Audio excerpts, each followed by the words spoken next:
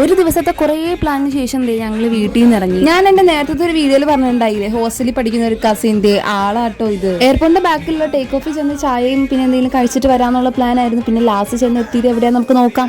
അതല്ലല്ലോ, അങ്ങനെ തന്നെയല്ലേ, നമ്മൾ എന്ത് ഉദ്ദേശിച്ചോ അത് നടക്കാതെ ബാക്കി എന്തെങ്കിലുമൊക്കെ നടക്കും. ഇതിന്റെ ഇടയ്ക്ക് വേറൊരു സംഭവം നടന്നു. പെട്രോൾ അടിക്കാൻ വേണ്ടി ആദ്യത്തെ ഒരു കടയിൽ ചെന്ന് അവിടെ ഡീസൽ മാത്രമേ ഉണ്ടായുള്ളൂ. പിന്നെ വീണ്ടും ഒരു പെട്രോൾ പമ്പ് തപ്പി നടന്നപ്പോൾ അതാണെങ്കിൽ അടച്ചിട്ടേക്കായിരുന്നു, മൂന്നാമത്തെ അടച്ചിട്ടേക്കായിരുന്നു.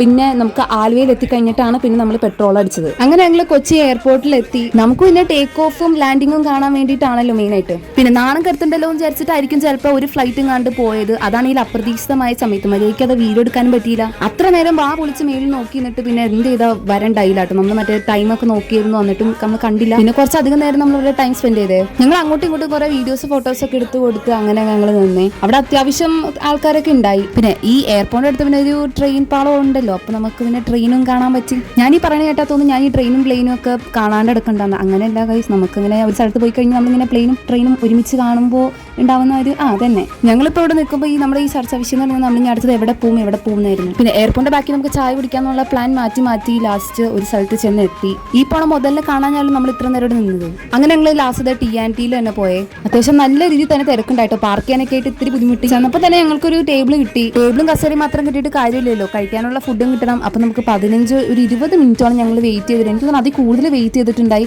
അത്യാവശ്യം നല്ല രീതിയിൽ തന്നെ അവിടെ തിരക്കുണ്ടായിട്ടോ. അവിടെ ചെന്ന് കഴിഞ്ഞാൽ നമുക്ക് എന്താ കഴിക്കേണ്ടതെന്നുള്ള കൺഫ്യൂഷൻ ഇല്ല. എന്തായാലും നമുക്ക് ഷവായ തന്നെ ആയിരിക്കുമല്ലോ, അതാണ് അവിടുത്തെ മാസ്റ്റർ പീസ് സാധനം. വെയിറ്റ് ചെയ്തിട്ടാണെങ്കിൽ എന്താ ഫുഡ് എത്തിക്കഴിഞ്ഞ് പിന്നെ എല്ലാവരും നല്ലോണം ഫുഡൊക്കെ കഴിച്ച് നമ്മൾ നേരെ തിരിച്ച് വീട്ടിലോട്ട് പോവാണ്. അങ്ങനെ ഇന്നത്തെ ദിവസം കഴിഞ്ഞ് അങ്ങനെ ഞങ്ങൾ ഒരു 11 മണിയൊക്കെ ആയപ്പോഴേക്കും കൃത്യം വീട്ടിൽ ഞങ്ങൾ എത്തി. അപ്പോൾ ഇന്നത്തെ വിശേഷം ഇത്രേ ഉള്ളൂ. അപ്പോൾ നെക്സ്റ്റ് വീഡിയോ കാണുന്നവരെ this is Shreya from Shreya stories.